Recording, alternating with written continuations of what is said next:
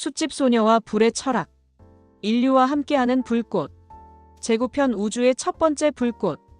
8월 말의 어느 오후, 명화는 산성시장 숲가게에서 김태호가 준 바가바드 기타를 읽고 있었다. 힌두교의 경전은 어려웠지만 불과 관련된 구절들을 찾아가며 읽는 재미가 있었다. 특히 나는 모든 제사의 불이며 모든 공양의 버터이고 라는 구절이 인상 깊었다. 그때 가게 문이 열리며 30대 후반으로 보이는 여성이 들어왔다. 단정한 정장 차림에 검은 테두리 안경을 쓴 그녀는 뭔가 학자의 분위기를 풍겼다. 안녕하세요. 혹시 참숯 있나요? 바베큐용으로 쓰려고 하는데요. 네, 있어요. 몇 킬로그램 정도 필요하세요? 3kg 정도면 될 것 같아요. 명화가 숯을 포장하는 동안 여성은 가게 안을 둘러보더니 명화가 읽고 있던 책에 관심을 보였다. 바가바드 기타를 읽고 계시네요. 힌두교에 관심이 있으신가요? 아, 네. 불의 철학에 대해 공부하고 있어서요. 불의 철학이요? 흥미롭네요. 저는 서울대학교 지구과학과 조미래 교수입니다. 명화는 눈이 번쩍했다. 또 다른 교수를 만나게 된 것이다. 저는 정명화예요. 교수님은 어떻게 공주에 오셨어요? 백제의 고분군을 조사하는 프로젝트에 참여하고 있어요. 고대 지층을 분석해서 당시의 기후와 환경을 복원하는 일이거든요. 조 교수는 잠시 생각하더니 물었다. 그런데 불의 철학이라니 특이하네요. 어떤 관점에서 공부하고 계신가요? 종교적, 철학적 관점에서 주로 공부했는데 과학적 관점에서는 아직 잘 모르거든요. 그렇다면 제가 도움을 드릴 수 있을 것 같네요. 지구과학에서 불은 정말 근본적인 존재거든요. 명화는 호기심에 가득 찬 눈으로 조 교수를 바라봤다. 어떤 의미에서요? 조 교수는 의자에 앉으며 설명을 시작했다. 우선 우주의 시작부터 얘기해 볼까요? 빅뱅 이론을 알고 있죠? 네, 대략적으로는 알아요. 138억 년 전 빅뱅이 일어났을 때 우주 전체가 말 그대로 불덩어리였어요. 온도가 수십억 도에 달했죠. 명화는 상상하려 했지만 너무 거대한 스케일이었다. 그럼 우주 자체가 불이었다는 말씀이신가요? 정확해요. 더 정확히 말하면 플라즈마 상태였어요. 플라즈마는 고체, 액체, 기체 다음의 제사의 물질 상태인데 극고온에서 원자가 이온화된 상태예요.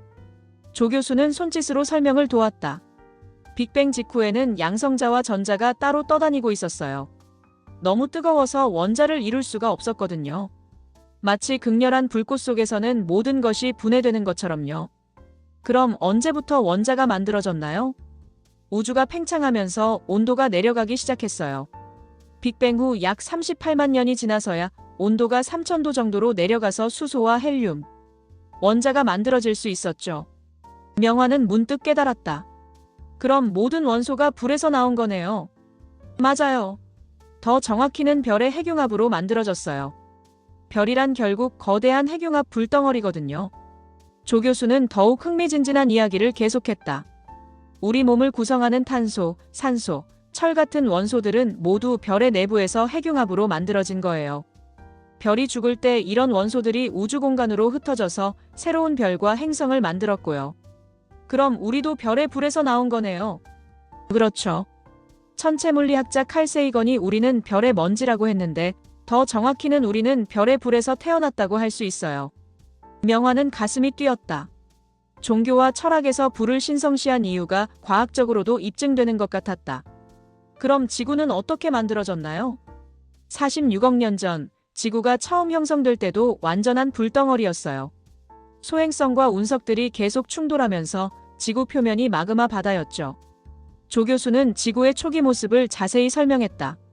당시 지구 표면 온도는 1200만 1600도 정도였어요. 암석들이 모두 녹아있는 상태였죠. 그리고 대기도 주로 수증기와 이산화탄소로 이루어져 있었는데 이것들도 고온으로 인해 플라즈마화되어 있었어요. 그럼 생명은 언제부터 가능했나요? 지구가 식기 시작한 건 약 40억 년 전부터예요. 수증기가 응결되어 바다가 만들어지고 그때부터 최초의 생명체가 나타날 수 있었죠. 명화는 문득 궁금해졌다. 그럼 지금도 지구 내부는 불덩어리인 것이 맞나요? 그렇죠. 지구 핵의 온도는 약 6000도예요. 태양 표면과 비슷한 온도죠. 지구 내부의 열은 지구 형성 당시의 열과 방사성 원소의 붕괴열 때문이에요. 조 교수는 잠시 멈추더니 더 철학적인 관점을 제시했다. 생각해보면 우리는 여전히 불 위에서 살고 있는 거예요. 지각이라는 얇은 껍질 아래에는 여전히 태초의 불이 타오르고 있거든요. 정말 신기해요. 그럼 화산도? 화산은 지구 내부의 불이 지표로 나오는 현상이죠. 어떤 의미에서는 지구가 여전히 살아있는 불덩어리라는 증거예요. 명화는 갑자기 깊은 감동을 느꼈다.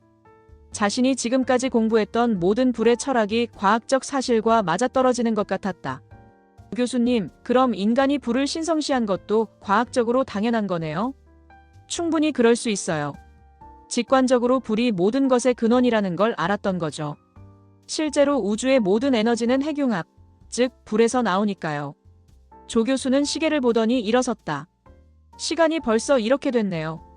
오늘 저녁에 공산성에서 일몰을 관찰할 예정이라서요. 공산성이요? 저희 가게에서 가까운데요. 그럼 시간 되시면 같이 가시겠어요? 저 혼자 가기엔 좀 심심해서요. 명화는 어머니에게 허락을 받고 조 교수와 함께 공산성으로 향했다. 백제의 왕성이었던 공산성은 금강이 내려다 보이는 언덕에 자리하고 있었다.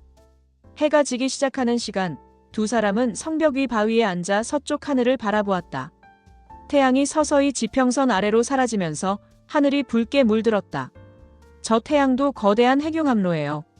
매 초마다 4억 톤의 수소가 헬륨으로 바뀌면서 엄청난 에너지를 방출하죠. 명화는 조 교수의 말을 들으며 태양을 바라봤다. 그런데 이상하게도 과학적 설명을 들었는데도 태양이 더욱 신비롭게 느껴졌다. 교수님이 말씀해주신 이야기를 들으니까 불이 더욱 경이롭게 느껴져요. 과학이 신비로움을 없애는 게 아니라 더 깊은 신비로움을 보여주는 거죠. 해가 완전히 지자 명화는 혼자서 바위에 앉아 명상을 시작했다. 조 교수는 멀리서 자신의 관측 장비를 정리하고 있었다.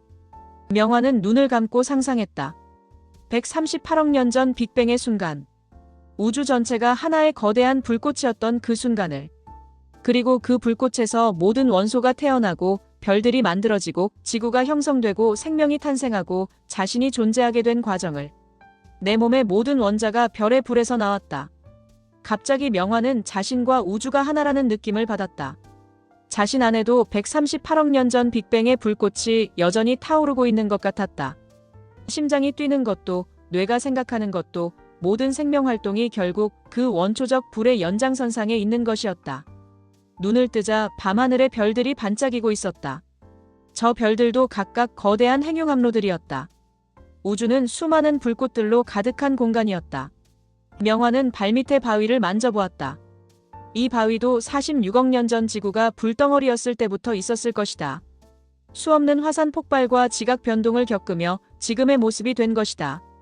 모든 것이 불에서 나와서 불로 돌아간다. 헤라클레이토스의 말이 새삼 실감났다. 과학적으로도 철학적으로도 종교적으로도 이것이 진리였다. 밤 11시가 되어서야 명화는 집으로 돌아왔다. 어머니는 걱정하며 기다리고 있었다. 늦게까지 뭘 했니? 엄마, 정말 놀라운 걸 깨달았어요. 우리 몸도 이 숫도 모든 게 다 138억 년 전 우주의 첫 번째 불에서 나온 거래요. 순이는 딸의 흥분한 모습을 보며 미소를 지었다. 그래? 그럼 우리도 별의 자식들이네. 그날 밤 일기에 명화는 썼다.